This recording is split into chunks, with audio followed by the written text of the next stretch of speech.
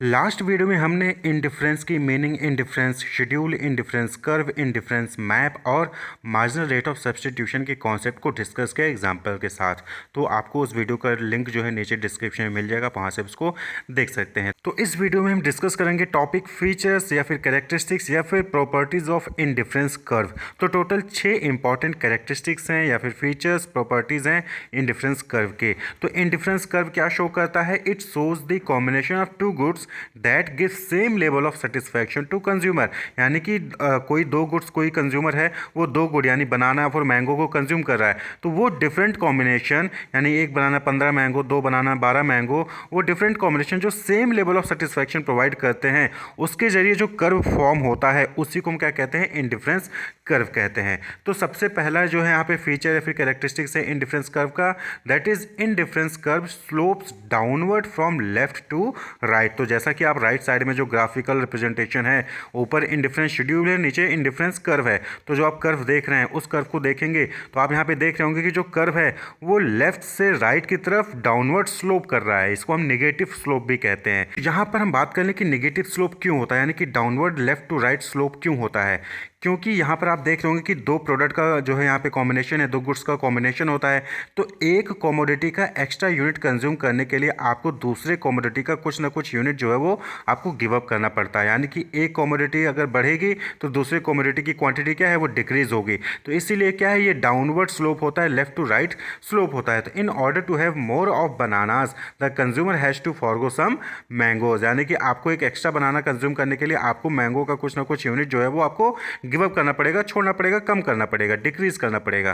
तो तभी तो सेम लेवल ऑफ सेटिस्फैक्शन आपको जो डिफरेंट कॉम्बिनेशन में मिलेगी। तो इसी वजह से क्या होता है कि जो कर्व है वो राइट साइड को जो है डाउनवर्ड स्लोप होता है। तो hints an increase in the amount of banana along the indifference curve is associated with the decrease in the amount of mangoes. तो इंडिफरेंस कर्व में क्या होता है कि अगर आपको एक कमोडिटी का इंक्रीज करेंगे अमाउंट, तो दूसरे कमोडिटी की जो अमाउंट है वो क्या होगी, वो डिक्रीज होगी। इसलिए वो left to right downward slope होता है, नेगेटिव स्लोप होता है। यहीं पे जो दूसरी कैरेक्टरिस्टिक्स है that is higher indifference curve gives greater और हायर लेवल ऑफ यूटिलिटी। तो यहाँ पर क्या होता है कि इंडिफरेंस मैप आपने देखा होगा जहाँ पर बहुत सारे इंडिफरेंस कर्व होते हैं। तो जो इंडिफरेंस कर्व जितना ऊपर होगा उससे उतनी ही ज़्यादा यूटिलिटी जो है वो कस्टमर को मिलती है, हायर लेवल ऑफ सेटिस्फैक्शन मिलता है। A higher indifference curve consisting of combination of with more of mangoes और मोर ऑफ बनानाज और more of both represent combination that give higher level of satisfaction. देखिए यहाँ पे आप कर्व में देख रहे होंगे तो जो IC1 है, IC1 में जो बनाना और मैंगो यानी गुड वाई और गुड एक्स का कॉम्बिनेशन होगा उसकी यूनिट कम होगी, तो यानी कि टोटल यूटिलिटी कम होगी। IC2 में देखें तो IC2 में जो गुड वाई और गुड एक्स के जो कॉम्बिनेशन है यानी कि जो क्वांटिटी है वो IC1 से ज़्यादा है, यानी कि जब ज़्यादा क्वांटिटी है तो ज़्यादा यूटिलिटी मिलेगा। इसी तरीके से IC3 देखेंगे तो वहाँ पे गुड वाई और गुड एक्स की जो क्वांटिटी होगी वो और ज़्यादा है, IC1 और IC2 से ज़्यादा है। तो IC3 में क्या होगा, और ज़्यादा जो है उसको टोटल यूटिलिटी मिलेगी कस्टमर को। तो इसलिए हायर इंडिफरेंस कर्व होगा उतने ही ज़्यादा उसकी लेवल ऑफ यूटिलिटी भी होगी। Lower indifference curve lower level of satisfaction, higher indifference curve higher level of satisfaction. यानी कि राइट साइड में जो भी इंडिफरेंस कर्व होगा उसकी यूटिलिटी उतनी ही ज़्यादा होगी। वहीं पे जो तीसरी कैरेक्टरिस्टिक्स है that is two indifference curve never intersect each other. यानी कि दो इंडिफरेंस कर्व, जैसा कि आप इंडिफरेंस मैप में देख रहे होंगे कि दो IC कर्व हैं तो वो आपस में कभी भी एक दूसरे को इंटरसेक्ट नहीं करेंगे। क्यों? क्योंकि देखिए सभी IC कर्व में जो कॉम्बिनेशन है या तो एक दूसरे से कम होगा, एक दूसरे से ज़्यादा होगा, और जो लेवल ऑफ सेटिस्फैक्शन है डिफरेंट IC कर्व का वो भी एक दूसरे से कम या ज़्यादा ही होगा। तो आपस में कभी भी वो इंटरसेक्ट नहीं करेंगे। एज एवरी IC यानी कि indifference curve will have different combinations higher और less and different level of satisfaction. तो डिफरेंट IC कर्व में जो कॉम्बिनेशन होंगे और डिफरेंट IC कर्व का जो लेवल ऑफ सेटिस्फैक्शन होगा वो एक दूसरे के बराबर कभी नहीं होगा, डिफरेंट होंगे। तो इसलिए वो एक दूसरे को कभी कट नहीं करेंगे। नेक्स्ट कैरेक्टरिस्टिक्स है या फीचर्स है IC का, दैट इज द IC यानी कि indifference curve is convex to origin. Convex to origin क्यों होता है? Because of decreasing MRTS marginal rate of substitution.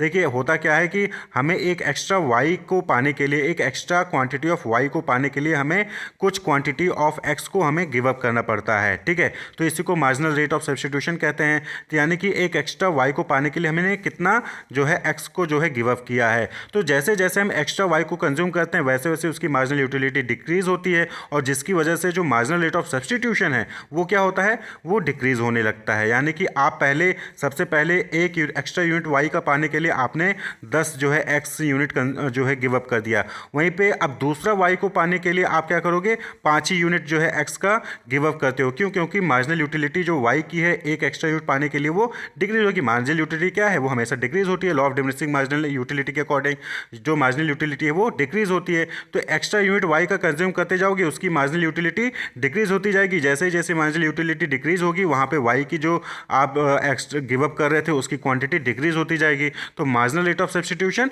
Decrease होता है, और इस वजह से क्या है, कॉन्वेक्स ऑरिजिन होता है। तो when consumer substitute X from Y, mu of Y यानी marginal utility of Y decreases and hence MRTS decreases. Next जो कैरेक्टरिस्टिक्स है fifth, that is IC are not necessarily parallel to each other, यानी कि जो indifference curve हैं वो जरूरी नहीं है कि वो आपस में पैरेलल हों।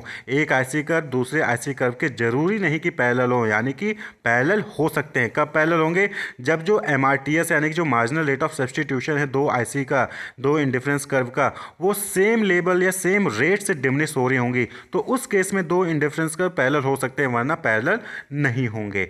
तो मे और may not be parallel to each other.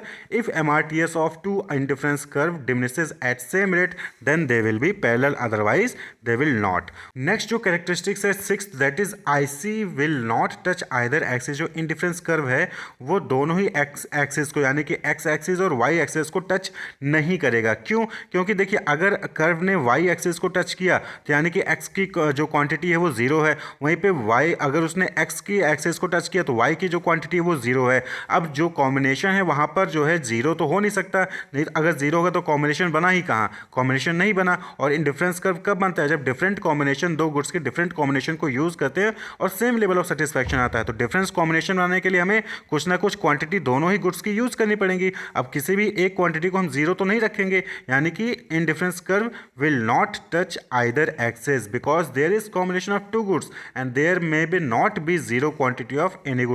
वहाँ पर किसी भी कमोडिटी की क्वांटिटी जीरो नहीं हो सकती है। तो ये 6 इंपॉर्टेंट कैरेक्टरिस्टिक्स हैं, फीचर्स हैं इंडिफरेंस कर्व के। पहला, indifference curve slopes downward from left to right यानी नेगेटिव स्लोप होता है। दूसरा, higher indifference curve gives greater और हायर लेवल ऑफ यूटिलिटी और सेटिस्फैक्शन। तीसरा, two indifference curve never intersect each other. चौथा, the indifference curve is convex to origin यानी IC is convex to origin. पांचवा, indifference curve are not necessarily parallel to each other, दोनों दो indifference curve एक साथ parallel हो सकते हैं एक दूसरे के। वहीं पे छठा है, IC will not touch either axis. IC जो इंडिफरेंस कर्व है वो कभी भी एक्स या वाई एक्सिस को कंप्लीटली टच नहीं करेगा। तो ये 6 इंपॉर्टेंट या फिर फीचर्स थे, कैरेक्टरिस्टिक्स थे इंडिफरेंस कर्व के। Wish you all the best, keep watching.